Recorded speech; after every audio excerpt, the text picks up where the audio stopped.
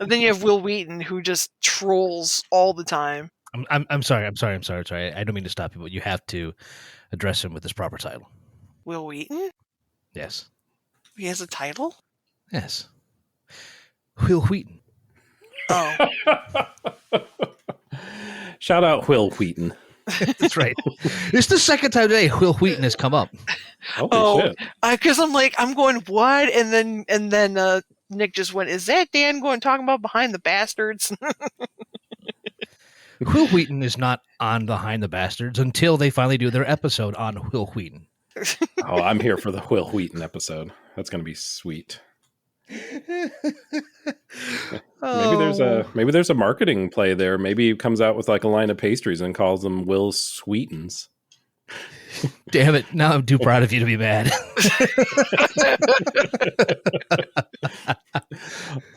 All these terrible puns and more. Do we have a podcast or allegedly? I thought we were just fucking around. I mean, we are, but yeah, is apparently the name. Well, we gotta get warmed up, you know. We do. Me. Well, thankfully we have the music for that as well, so that's going to roll right about now.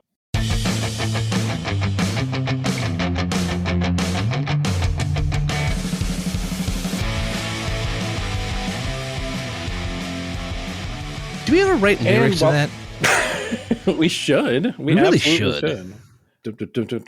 Yeah, we could write a little rock ditty for it. Come on, if Joe Hendry can write his own entrance music, y'all can write your own entrance lyrics. Come on. Fairly kick-ass, fairly kick-ass, fairly kick-ass, fairly kick-ass, fairly kick-ass. Fairly kick-ass. Sorry. It feels like if we're gonna do it, it's gonna be more like that the James A. Caster joke. I mean, as my husband just put it, it's not like you normally have somebody in your show who's been in bands for a big chunk of his life. Yeah, I don't know. Who do we have? Come on, if Lava Chicken can hit the Billboard Hot 100, y'all can write some lyrics. Man, we can be on the TikToks too. Exactly. Just efficiency, man. 34 seconds, I think. It is now the shortest, time-wise, the shortest song to chart on the Billboard Hot 100. Well, I don't know for sure because I didn't time any of them, but I believe that the songs we're talking about today are going to be quite a bit longer than 34 seconds. No longer than 2.5 minutes, I believe, is the limit. Oh, there is. Of course, there's a hard and fast. What am I thinking? 3? I think 3. I feel like 3. Either 3 or 3.5 is the something like that. Something like that when you enter yourself into the Eurovision Song Contest. That you're working on a time limit here. We'll see if we can find out. I was trying to tee you up there. No, that was perfect. That was perfect. The Eurovision Song Contest, the proud running contests, starting in a year that I cannot find in Wikipedia for the life of me. 1951 was the inspiration. The Italian San Remo Music Festival, which was held in the Italian Riviera in 51. Eurovision itself did not start until 1956, has run every year since, except for 2020, which, as all of you know, there was a lot of shit that didn't happen in 2020, but this is the 2025 installment of the Eurovision Song Contest. The premise is simple. A bunch of countries get together, most of them in Europe, none of them in the United States, which is probably for the best because we would find a way to fuck it up. We did actually do that. We had our own US-based Eurovision Song Contest, and it was ass, as you probably guessed. But countries that have a long qualification process, there are semifinals, it's a whole thing. And we're here to talk about it because we have been fans of this for a long time. And by a long time, I mean, 4 years, maybe 3 years? Something like that. For me. Aha. I did find the answer that all competing songs must have a duration of 3 minutes or less. There it is. Yeah, it's every country that is approved to participate has a litany of entrants. Each country has their own metrics by which they determine what song is going to represent that country. And then all of them come together live in the country who won the previous year in a venue of their choosing to basically put their very best against every other country in Europe and slightly beyond's very best to figure out who is the best of the bunch, as voted by the people in those countries as well as everyone else, which is considered one collective rest of the world vote. And judges. Don't forget the judges.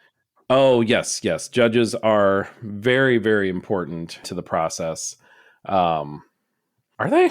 I'm trying to remember. They changed it this year. They increased the weight of the judges' vote and decreased the weight of the audience vote. So the judges are within each country. There's like a jury, I believe. Yeah. Mm-hmm. See, this tells you how much we actually prepped for this, because I could not. Yeah, no, there's so many intricacies, and that's part of what makes it awesome too. That this is very, very serious. Like this isn't. But there's politics, man. There are some politics. You know, when Italy won with the band whose name I cannot pronounce, still can't pronounce to this day. Was it Måneskin, I think. Yeah, and France just went ballistic and accused the lead singer of doing drugs during the show. I mean, it can get heated. They're a rock band. Of course he was doing drugs during the show. Oh, no. What the hell do you think? He took a drug test immediately after and was clean. He's no rock star then. Yeah. Yeah, I mean, you say that, Lisa. There was just very recently, within the last few years, one of the juries was disqualified for something. I think the Belarusian jury was disqualified for something. So this is a very serious kind of pomp and circumstance sort of thing. Yep, and there'll be politics again this year. I am looking very forward to awarding null pois. Yes, listeners, you will become very familiar with null pois and a douze pois as well. That's no points, and the entirety, the largest point number that you get from a country is 12 points, or douze pois. It's one of those things. You just immerse yourself into the whole scene, and it's just an absolute blast. And here in the U.S., it's a great excuse to do some day drinking on a Saturday in May, as if the Kentucky Derby and the Preakness and the Belmont don't offer those enough. or in my case, some, I don't know, day snacking. If y'all don't change the subject, I'm gonna start singing day drinking, and it's got to be good for no one. No points. Nil pois. Nil pois. Well, as y'all guessed, as you listen to this, the Eurovision Song Contest has not occurred yet, or at least the finals have not occurred. Those will be coming on the Saturday, which will be May the 10th, I believe, if I wrote that down correctly. I'm sorry, May 17th. That's why you prep. May 17th. So in a couple weeks from when you hear this episode, we're going to be previewing some of the heavy hitters, specifically the Big Five, which are the 5 countries that will always make it to the finals no matter what. We'll cover that a little bit more in depth in a few minutes. We'll cover just a non-Big Five country that we liked and one that we hated. And then we will hit you all with our prognostications for the top 3 finishers in the Eurovision Song Contest 2025. So we're going to keep this very informal, just kind of more conversational. And we're going to start at the very top. We're going to start from the Big Five. Like I said, 5 countries that are, because of their contributions to the Eurovision Song Contest, always have an entryway into the finals. Every other country has to qualify in one of 2 semifinals rounds that will take place a few days prior to the Saturday finals. I don't know if those are shown in the US. I know the finals are shown on Peacock, I believe, for those who have the Peacock network. The semifinals may be as well, or they might be on YouTube. That I would have to look at. I'm guessing. I want to say YouTube as well. That may not be right. We'll find out and post about it once we know. Let's just do it this way, that if this year goes like last year, then both the semifinals and the final will be available in the United States via Peacock. Excellent. That's awesome. Shout out Peacock, man. Bringing us the Eurovision goodness that we all want. It's the musical Olympics, kind of. That's a really good way to put it. That's a good, yeah. Minus the steroids. Don't be too sure. Oh, and Russia. There's no Russia. There's not. There is no Russia, nor is there any Belarus. Well, you know who there is, and that's going to be the first Big Five country that we're going to talk about, and that is France. Luan with Maman. What'd you guys think of this song? It was a softer ballad. You'll certainly see your share of ballads in Eurovision. This was one of them. How'd you guys feel about it? It was pretty. I'll give it that. To me, it's screen. You know how like a film can be Oscar bait. I feel like this is bait for the judges. For sure. Like they're definitely if your song is not a big old slice of cheese, then you're trying to go for the overly pretty, overly beautiful ballad, and I feel like that's what this was. It's good. To me, it doesn't really stand out from among some of the other songs that are in contention. Yeah, I don't know. I agree that it is like bait for the for the judges. It's certainly one that's going to be made or broken through the audience vote, and I think that is going to be made or broken through the presentation. France is certainly one that is one of the big five, is one that certainly participated in pretty much every iteration, maybe every iteration of Eurovision. So it's going to be on point. The choreo is going to be on point. The set design, it's all part of it. It's not just the sonic qualities of the song. I think it could do really well. I have this one notched in really, really high on my rankings personally. Yeah, I have a feeling this will be a top 10 finisher at least.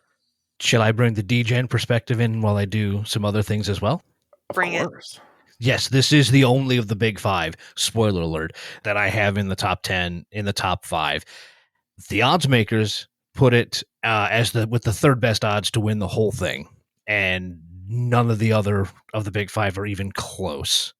You mentioned the idea of being judge mate, and sure, I mean it does. It's got all those things. It blends that huge sound that's sort of a Eurovision landmark. It's got those big drums, and it's got the swelling strings, and of course those towering vocals that build to a concluding crescendo.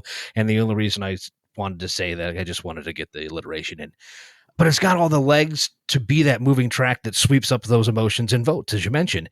And here's why. Because it works. It's kind of the third time in the last 5 contests that France will try to win by being like the dramatic center of the performances.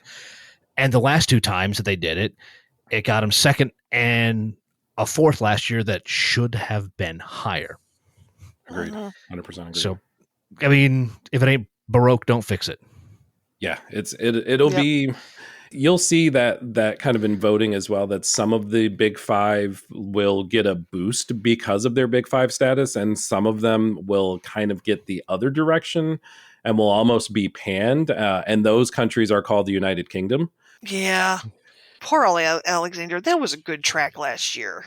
It's not fair to call them out alone. Germany's with them too. That is fair. In fact, great segue, because that's who we're talking about next. Their track called "A Baller" by the artist Abor and Tina. What did y'all think of this track? It certainly is a bit different in style, different instrumentally than Maman was. What do y'all think of it? Out of a possible 36 entries to the final, this one's ranked with the 22nd best odds, take it home at plus 12,500. I mean, sure, it's a club banger. It's got a good dance feel to it, but it blends in with a ton of other dance pop tracks from over the years. It doesn't really separate itself from the pack here much either. There's no reason for me to believe that Germany will be anywhere close to hitting the top 10 this year. Something they have done only 3 times as a member of the Big Five. They've hit the top 10 3 times since Lena won the whole shebang. Wow. In 2010. Jesus. Yeah, in my notes, I literally wrote generic club track. Yeah. It's almost like if you were watching a film where they were in a club, this would be the track that they'd play in the background. Because you just need the beats there, but you don't really need much substance to it. Right. I actually understood some of the lyrics because I know a little bit of German, but it's just, I don't know, it just blends in with like Dan said, with every other dance pop track. Yeah. And more importantly, you're gonna hear better on the night. Yes, you are. Oh, for sure. Mm-hmm. Yeah. To pull back the fourth wall a little bit, I was very confused with the way that my notes were written, and I understand why now, because Abora and Tina are not German; they're actually Austrian. They had been tapped to try out for the Austrian contingent back in 2020 before that was canceled, but they had declined just due to lack of live experience they had at that point, and had since come over to the German side and are now German members, or are now representing Germany in the contest. So, certainly there are rules around that, but you don't necessarily have to be born in that country to represent that country in the Eurovision Song Contest. They're looser than the FIFA country affiliation rules. And we can tell another story when we get tonight to semifinal one about just this thing. Very nice. Lisa, did you have something else too? I'm sorry. I was like, because you're talking about the whole country rule. I'm like, yeah, remember when Celine Dion won for Switzerland? That's true. And my bad, honestly, because as we've been kind of talking and riffing throughout this whole thing, I neglected to mention, and for those who have listened to the podcast for a while, you know the deal already. For those who haven't, extra special guest host Lisa is the third voice that you hear on your podcast. So welcome 23 minutes in, Lisa, to doing introductions. Jesus Christ, we are professionals. This is why the networks are just knocking our doors down. When Jay taps out for things like Eurovision, this is when I step up. Yeah, Jay, out of pocket today. One of these days, we are going to force him to take this in. He needs to. I forced my husband to watch it last year. Jay, not as much of a fan of the Eurovision as we are, but maybe one day. Maybe we'll do it live. They have rock and metal sometimes. Mm-hmm. Fuck it, we'll do it live. Okay, we'll do it live. You know what else we should do live? Italy's entry. Very nice. Yeah. Because it's next on my list. I don't know about the rest of y'all, but... Yeah, it is. Yeah. For me, it was dull. It was meh. Like, there really wasn't anything exciting about it. It had no oomph. It was at least like a cool message, like as a kid being comfortable in the skin that you're in, which subtitles are your friend on the Eurovision YouTube channel for sure. I don't know if it'll be live subtitled in English on Peacock. Dan is shaking his head no, so you're on your own there. But that is a good point to mention that all of the songs that you're going to hear and see are available on the Eurovision Song Contest YouTube channel. So if you want to spoil yourself a little bit, if you want to get acclimated with some of these, you can watch all of them. They have a handy playlist with all 37 tracks. Some of them are live performances. Some of them are more music video format, but you'll get a feel for everything you're going to hear in the semis and in the finals. Don't forget, Spotify also has an official playlist as well if you don't need the video component. Oh, very cool. I didn't know that. Yeah. So there you go. Y'all got two options if you want to immerse yourself into those. And those the YouTube at least does have subtitles. So English subtitles, probably other languages too. Yeah. And Spotify doesn't have any of the live versions. It's all the studio versions. Very cool. Very, very cool. But to be completely contradictory with the two of you on Italy's entry, who, by the way, is Lucio Corsi, Volevo essere un duro. That's incorrect. I have no Italian pronunciation whatsoever. I'm going off of what I heard a couple of times, which to me, I think the books have a little underrated at plus 5,000 to win. Those are the 11th best odds. This whole thing is a glam rock ballad that's far more reflective than its kind of lighter sound would tip you off to. It's probably closer to like Elton John than Bowie or T-Rex kind of glam rock, if that makes any sense. For sure. But still a great tune. As you mentioned, a great message with playing with the stereotypes of self-image and traditional machismo, and doesn't have that traditionally big sound that gets the votes. But it's kind of working in a different space as a ballad while still also trying to check all the boxes to be judge bait. So. And that sometimes works, sometimes having your irons in multiple fires is something that gets you really high up on the scale. So this could be a surprise. This could be a shock, top 15 finish. There is something to be said to knowing your audience, which are the judges to the juries to a certain extent. What year was it? 2018, maybe? I think they even mocked that in the opening number. And I'm blanking on the names of the performers. One of them won it in 2012 for Sweden. Oh my God, you'll have to go back there.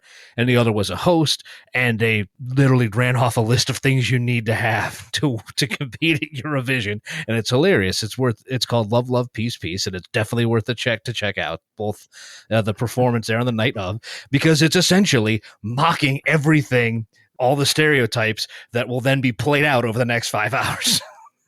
As members of all the countries like furiously scribble notes like, oh, okay, I need this, we need this.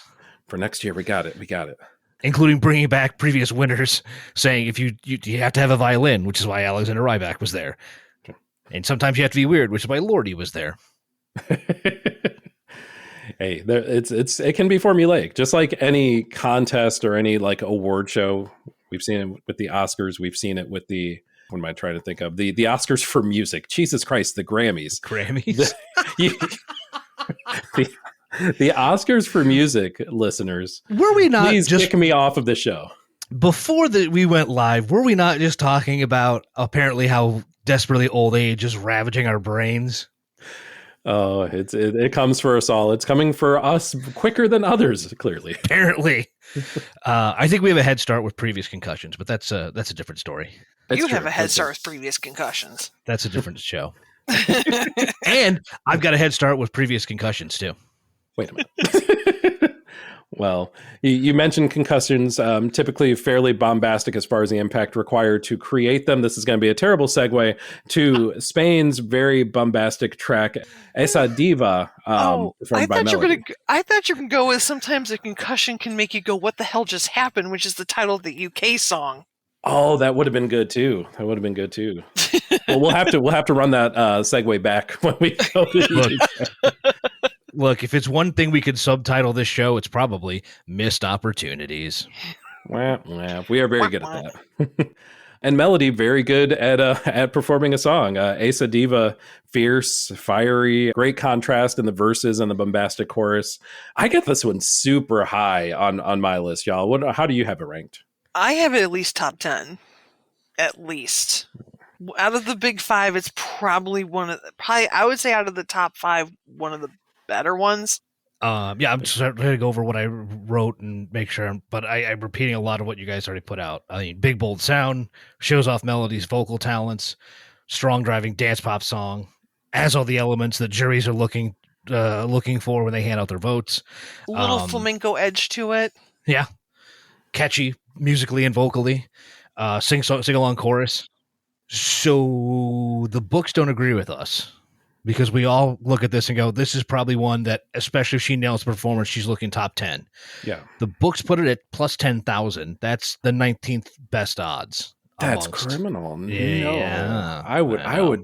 I might actually put some coin on that, because holy moly. I agree. And we seem to be in agreement, because, again, seeing that and after listening to the song made me say, what the hell just happened there? Brought it back. There you go. Well played. Like a professional. Yep. Of course, that being the UK's entrance from artist, a 3-person art outfit by the name of Remember Monday. I thought this was super fun song wise. It pulls off the hangover kind of trope, but like does it in a really nice way. One of those that the presentation is really, really going to make or break this song. I feel like it's not going to do as well as I feel like it should have. But yeah, I thoroughly enjoyed it. When I first started listening to it, I was picking up a Queen influence a little bit. Yeah, same. But then as the song went on, and I'm like, wait a minute. This is a girl group basically singing a Foxy Shazam song. I was majorly getting Foxy Shazam vibes. Like, you could have had Eric Nally doing this song. And maybe this is because I'm a Foxy Shazam super fan and I picked up on it after I got the Queen hint. But I'm just like, little unexpected. Not your typical Eurovision. I don't consider it your typical Eurovision song. As, it's a kind of a 180 from what they did last year. Yeah. But I mean, I liked it. Let's start with numbers. And then I'll point out how y'all missed the obvious. The blatantly fucking obvious. Let us know. 15th best odds, so kind of right in the middle at plus 8,000. So I immediately started writing when I started hearing this song. And then it all came together. Last Friday night, someone lost themselves a shoe. Chandelier is on the floor. Jumped into the pool. I fucked it up at skinny dipping. It's fucking last Friday night. The way better version of it. It's done. It's been done. The song's been around for 16 years already. A new coat of paint did not improve it that much. It's tropey. I totally agree. But some tropes can be done extremely. I feel like this. I mean, you mentioned Queen and Foxy Shazam, Lisa, and Dan. You regrettably mentioned Katy Perry. They barely changed the lyrics, bro. But they sounded so good, and there are 3 of them, so you actually have harmonies. Okay. I can put a harmony effect over if that's Last Friday Night too. Actually, doesn't make me a Eurovision performer. I can put a chorus pedal on my bad singing of Last Friday Night. I actually do want to hear that too. No, you don't. Oh well. No one needs that. The Fairly KickAss judges are very opposed apparently on this. This is the one track I didn't think was going to have as much static as it does. But I'm happy we have some. I didn't want us to agree on everything this whole episode. Well, if someone's going to shit on something in a show, why do you think you keep sending me checks? Seriously. That's fair. Well, I was about to say, at least the Hey Monday version wasn't done by Dr. Luke. Okay, so they just but again, they just redid a Dr. Luke song. I mean, come on. Isn't it a universal theme of getting drunk and waking up and not knowing where you are? That more than you know. But the point is, they literally just they took her lyrics and went and rewrote. We can't write skinny dipping in the dark, so we'll put up went to the top roof, jumped into the pool. They talk about pulling down a chandelier. She talks about pulling down a chandelier. Thankfully, the only thing they didn't mention was drunk driving, which good on them. That wasn't a part of their revamp. Well, because Europe actually has reliable public transportation. Details. I mean, really, who provides reliable transport links? Commies, that too. Well, you're as much. Can we please move on? Okay. Yeah, well, I was actually wanting to at least stick with this vibe because, as I'd mentioned earlier, part of this episode was going to be talking about our non-Big Five best and worst, essentially our favorites and our non-favorites, and what better time than right now to talk about the songs that we despise, that we hated, our least favorite songs of the entire Eurovision field. Oh, I got. I want to hand it to Lisa first because this whole week she's mentioned that there's one for her. Absolutely not. No way in hell. Not a say. So please start with yours. Excellent. I want to see how close we are. Okay. Mine is the Australian entry, Milkshake Man. Oh my God. Ew, nasty, gross. I don't know. I don't care if you can make lactose-free milk. That is no. Gross. It's just no. Wait. I just want to make sure I'm clear here before I read what I wrote. But lactose-free milk, that was what truly turned your stomach here. Oh, there was more. Like, mentioning all the flavors of milk. Like, dude, if you're making flavors of milk, you need to go see your fucking doctor. Okay? Quality rant. Quality. Oh my. I'm just sitting here like, in the year 2025, just totally disregarding the fact that Australia is not in Europe. So how the fuck did they get into this? But this is the best you could do. You have a pop lineage and a history of Kylie Minogue, In Excess, other great bands, and this is what you fucking came up with? Savage Garden. Oh, and it's been done before, okay? And much better. It was called Milkshake by Khalees. Not this. I know it doesn't fit the motif, but I did want to shout out the Beths because they're also Australian and they're awesome. But like I said, you have such a lineage of good music, and this is what you came up with? Who's another one that actually shout out to another group that would be fitting here perfectly in the Veronicas. Oh, fuck yeah. Yeah. So, Teen Jesus and the Gene Teasers. Yeah. oh yeah, So many great Hell artists. yes. Milkshake Man is not on the list of most wanted Australian artists. To be fair, this is a thing of that there's a long history of a much unknown to most of us up here, up over, not down under, but up over, that they have a very interesting music scene that's worth checking out. And if you can go far enough back into the podcast feed that you're listening to this on, go all the way back, and we're going to talk about a couple of years here, to the very first time we did something that we like to call our deep dives, when we dove into the career of the Divinals, and it was a great episode. It was a very enlightening episode. I highly suggest you check that out wherever you get your podcasts, right here with Fairly KickAss. Expert plug. It's the middle of the show. I had to get one in. So can I read you what I wrote about Gojo? Go for it. So here's the interesting part. They're in semifinal number 2. They currently have the 6th best odds to win the evening. So putting them in 6th place at plus 5,000 still puts them through to the final. Yeah. I assume they're evenly taking 10 from each night. I'll just read what I wrote verbatim. Feels like this year's No Rules. It's going to get through because it's energetic and sounds fun and has an infectious beat and doesn't take itself too seriously. I'll put it through like I imagine a bunch of juries will, but I'm not going to like it. And I'm just going to have to push to the back of my mind the fact that we're listening to a synth pop dance track about splooge. I mean, at least Windows 95, man, had some charm to it. This was like, no, this is just icky. Yeah. There are far better silly songs. In fact, one that I'll talk about here in a couple of minutes.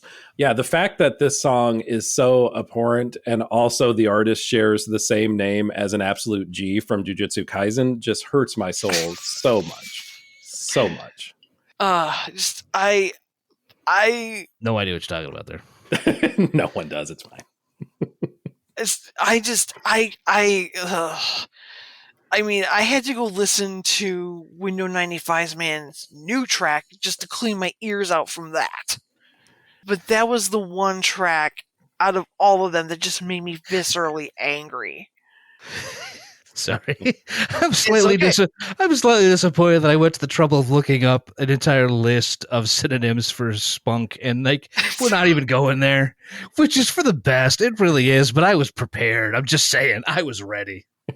And like I said, if you're making that many different flavors of milk, you really need to see a medical professional because something's wrong with you. Yes.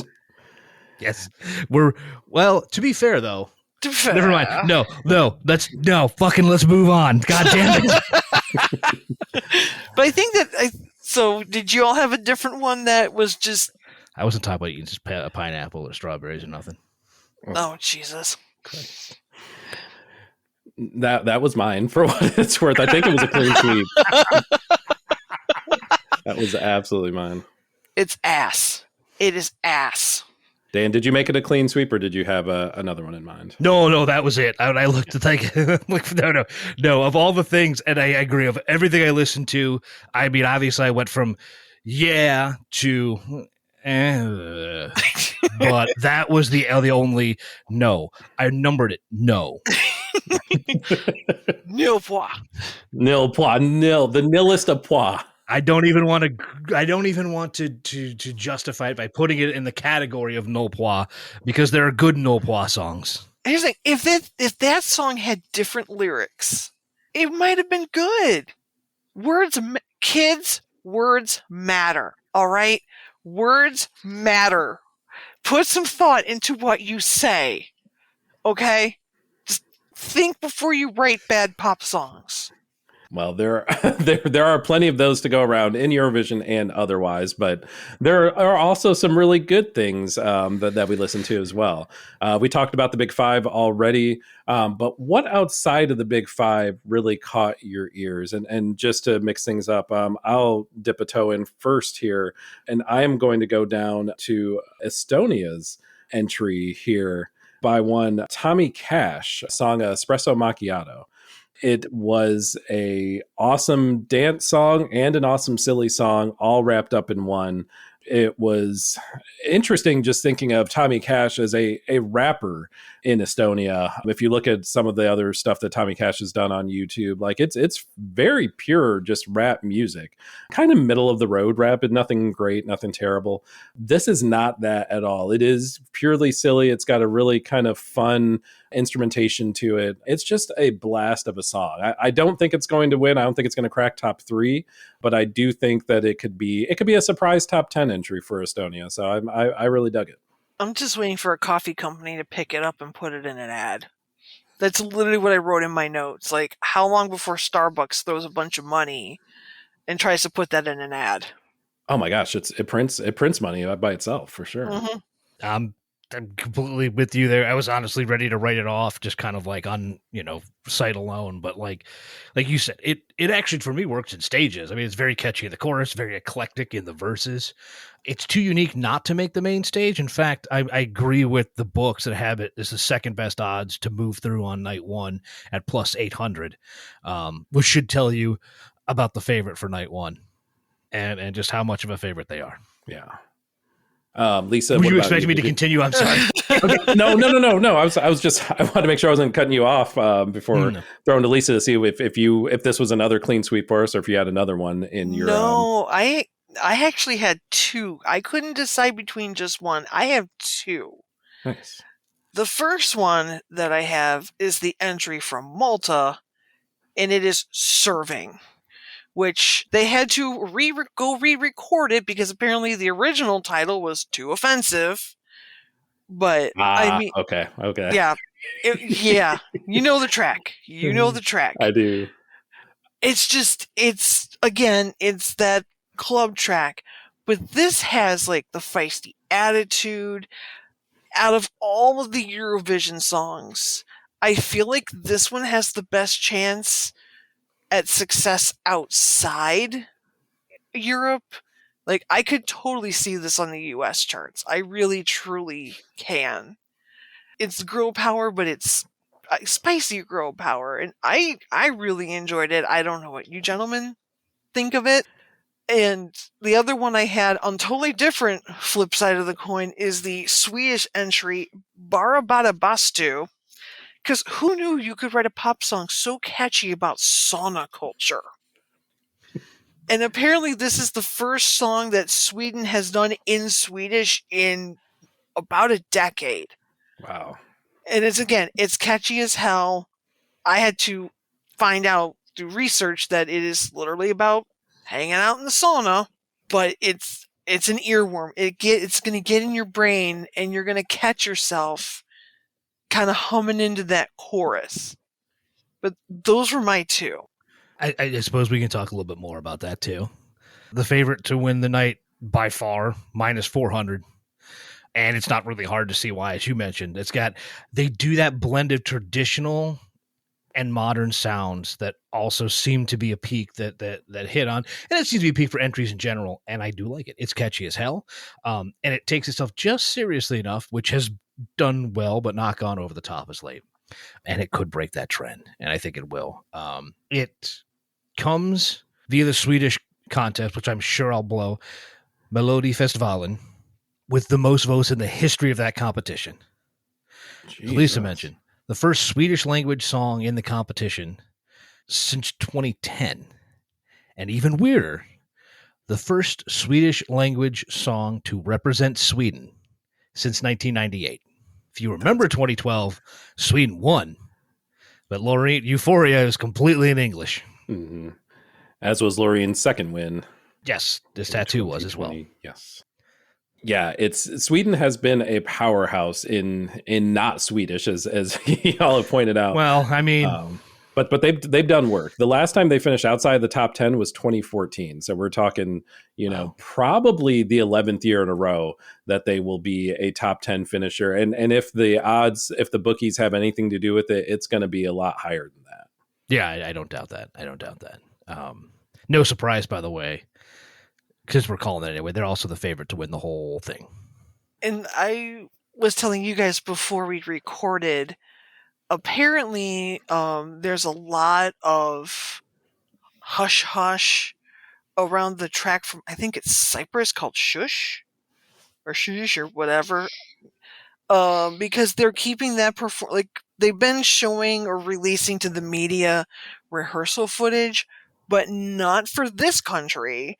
Like they're keeping it all undercover and under wraps, and it's supposed to be this, mind warping, groundbreaking Eurovision performance. So some of the things that I've seen on my social media are saying, "Hey, keep an eye out on Theo Evan or Evan. I don't know how he pronounces his name. That could be a potential dark horse." Interesting. I did have listed there for that track that it was some of my favorite lyrics from any track in the field. That doesn't always translate very well to votes, and I have that mentioned, like, how's the choreo going to be? How's the production going to be? How's the set design? If they're keeping this under wraps and they end up knocking that out of the park, yeah, this absolutely could be a dark horse to do well for sure. So numbers wise, song based alone, it's right in the middle for night one.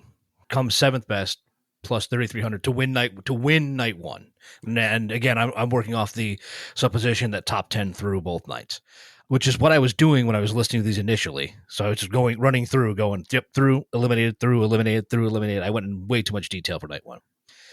So I got to the bottom of the order, and I was down to Croatia and Cyprus, and I had one spot left. And it went back and forth and went, Shh is probably getting through. I like Poison Cake better as a song. Agreed. So that probably just lends credence to that right there, that they'll be able to take over with an average song taken over the top and through with the performance. I don't know if you mentioned, what are the odds makers saying for serving? I didn't actually. However, I'm not going to not book. Serving was Malta, correct? Yes. Correct. To win the whole thing, 3, 6, 9, 12th at plus 5,000. That's not bad, truly. On night 2, plus 2,000, they would be fourth place on the semifinal night. That's close enough to make a run. I think it's safe to say that anything the top 15 probably has a shot one way or the other. If it helps, what the hell just happened is 15th, 8,000 overall. So plus 8,000 overall. So there you go. Nice. Yeah, just to elaborate a little bit on what you mentioned, Dan, because I don't think that I had talked about kind of how we get to the finals. Like you said, the top 10 from each semis from night 1 and night 2, plus the big 5 countries, plus the host country automatically gets a throughput into the finals. So you're talking 26 countries altogether in the finals is how that works. So yeah, you ignore my math earlier when I said 36. No, it was close. It was close. Closer than I probably would have gotten. Had one number off. That's all. Yeah. But 26 countries, only one can win. But we went a little bit further and looked at our top 3. And we've discussed, I'm sure, most, if not all, of what we feel our top 3 are going to be just in the context of the episode so far. Sure. But let's start, Lisa, with you. What were your top 3 predictions for the Eurovision finishes? Like who I think is going to finish in the top 3, or just in general? Like, because I have them both. Yeah. Who you think? How you think the judges will vote? How you think the finish is going to go for the top 3? I think the judges are going to give it to France. It just seems like the type of track that they'll enjoy. So I think it's going to be France, Sweden, Malta. All right, Dan. What about you? What do you have as your top 3? And actually, interestingly enough, not too far off the book, which I feel sort of ashamed of, but not. I mean, you can't get too quite. However, Sweden to win, Austria to place, France to show. I dig that. Austria's entry, Wasted Love by JJ, one of, if not the best pure vocal performances in the entire field. And what I wrote exactly was following in Nemo's footsteps from last year, that the operatic elements in a pop ballad just was what should push it there. It's sort of like the weird sound du jour at the moment, but it's still an impressive feat of vocals in there to work the whole thing into pop tracks. Like Il Volo's Grande Amore back in 2015. That was a top 3 song. Absolutely. Yeah, plenty of different song types can bring this thing home. We've seen it even just in the short time we've been following it, religiously. We've seen it play out like that many times. So it's always cool to see what ends up doing well, and some of the things you expect to do well that don't. Right. But for me, I do agree with Lisa that that Luan is going to bring this home for France. It would be their first win since L'Oiseau et l'Enfant in 1977. So you're talking nearly 50 years since the last win. They are certainly due. Wow. This is a great song. It checks all the boxes. I think they're going to have a winner there. Sweden is going to get the silver medal with Barabata Bastu. Sauna culture is huge throughout Scandinavia, and I feel like they certainly have the Scandinavian vote pretty much locked up with that, and certainly throughout other areas in Europe, and they're going to do well in the audience vote. And then, as we talked about already, Esa Diva by Melody, the Spanish entry, being my number 3. I know that the odds makers don't agree with me, and that's fine, but it's a song that I feel like is too fun and too well performed, both vocally and choreographically, not to do really well. So France, Sweden, Spain is my top 3. So there you go. We're all wrong. Yeah, absolutely. Every single one of us. Last year, I was thoroughly convinced Baby Lasagna was going to win, and he didn't. Came close. Second place, nothing to sneeze at. Croatia's best finish, so no pressure on Poison Cake. Let me stretch this out just a few minutes longer, just Please. To see if this is there a track that you can tell is already being underestimated that has a chance to make a top 10 run? Ooh.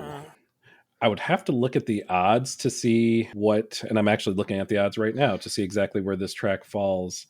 It is number 19, so not like at the bottom of the barrel, 19th to win the whole thing. But I think it could do really, really well, and that's Like a Party by Emmy, the Ireland entry. Very cool track. Very cool track. Super cool. The name is literal. It's literally like, what if Laika, the Russian cosmonaut dog from the 1950s, was still alive and just having a fucking rager up there in the cosmos? Right. Like, that's literally it. It's so awesome. It's so great. It's well performed. The dance, I feel like, is going to be really, really good in this track. Like, I think this could be one of the fun ones that has a really good run into the top 10. I feel like overall there are a lot of strong contenders this year. Like, there's a lot of tracks that could be dark horses. Very much so. That's why this is so fun, right? Like, right. There are always going to be countries that just come out of nowhere odds wise that you never would have expected, that just really latch on with their performances and are able to bring it home. Can I hit with mine and then one quick story that I said we'd talk about, and I only bring it up because I said we'd talk about it. No, absolutely. Please. But I'm going to go a little bit of a homer in this one and say that there's one that I think that, depending on the performance, has a chance to kind of knock things out and put her into a spot where she probably otherwise wouldn't, because Poland is way down the list to win it. But Justyna Szczeckowa's and Geisha, another epic ballad, but if she nails the performance, that could be one of those breathtaking moments, just kind of put her over the top. And it's probably going to be all televote, honestly, but that it's possible, because there's the fun story. She represented Poland back in 1995. That's awesome. I didn't realize that. Yep. Returning quickly to what you mentioned, I know we're running out of time here, but returning quickly to what we talked about and representing countries and Flo Rida showing up and Celine Dion and whatever, I want to point you to an entry that I don't have getting through on semifinal 1, and it's San Marino's Tutta Italia by one Gabri Ponti. And you don't know that name, but you know what he's done, because that motherfucker is responsible for Blue Dabba Dee. He's a member of Eiffel 65. Holy shit. Oh my God. If you want to continue the odd path that this song took to get to the finals, this song was written as the theme song for something known as the Sanremo Music Festival 2025. And what is that? It's how Italy picks their Eurovision entry. He wrote the theme song for the contest to get Italy in, and then I don't know the process. It became San Marino's entry. Wow. Talk about full circle. The contest itself, the San Remo Music Festival, that was the whole reason Eurovision exists in the first place. And now this dude, because of that, is here. That's really cool. Bizarre. Yes. Now, somewhere also credits him for being part of the production team behind Dragosta din Te, and I couldn't find that, but I didn't want to give him that much credit, though. And really, literally, just to prevent myself from singing all of Drago Sta Dinte in Moldovan, as I am weirdly able to do. I don't. I can too, and I blame you. Yeah, I'm fully responsible. But I will at least mention again the schedule. First semifinal on Tuesday, May 13th. Second semi Thursday, May 15th.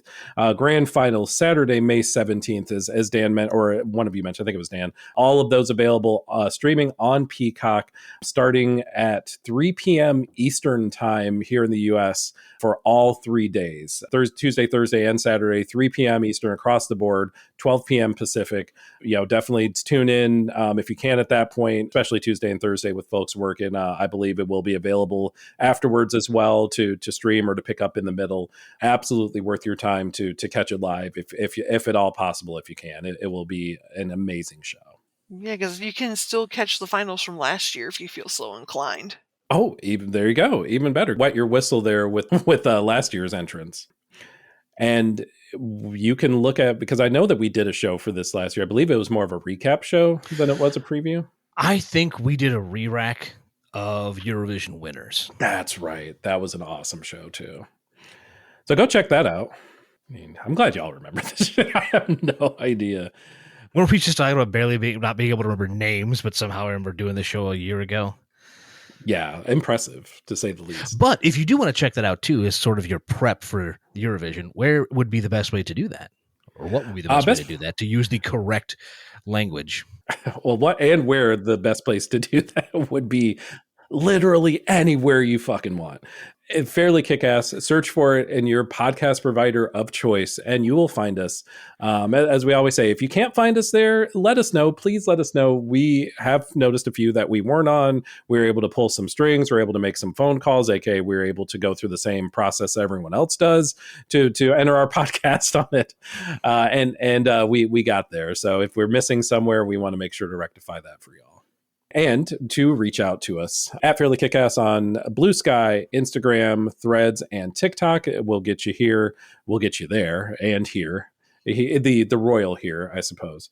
fairlykickass@gmail.com for your email correspondence. fairlykickass.com for your ride-along playlist. For this one, again, like Lisa mentioned, there's already a Spotify playlist for all 37 songs. We'll link that either in the website or in the socials or somewhere. But yeah, I think that's a wrap for this year. Let us know what you thought, even after the fact. Hit us up. Let us know what you thought about the performances. Did the right people win? Who did you think was going to win? Did they end up getting through? Were there any surprises that you thought? Yeah, we're very curious what you think. We'll mention the winner at some point, and Jay will have no idea what we're talking about, nor really know how to react. As we would expect and we would appreciate. Absolutely.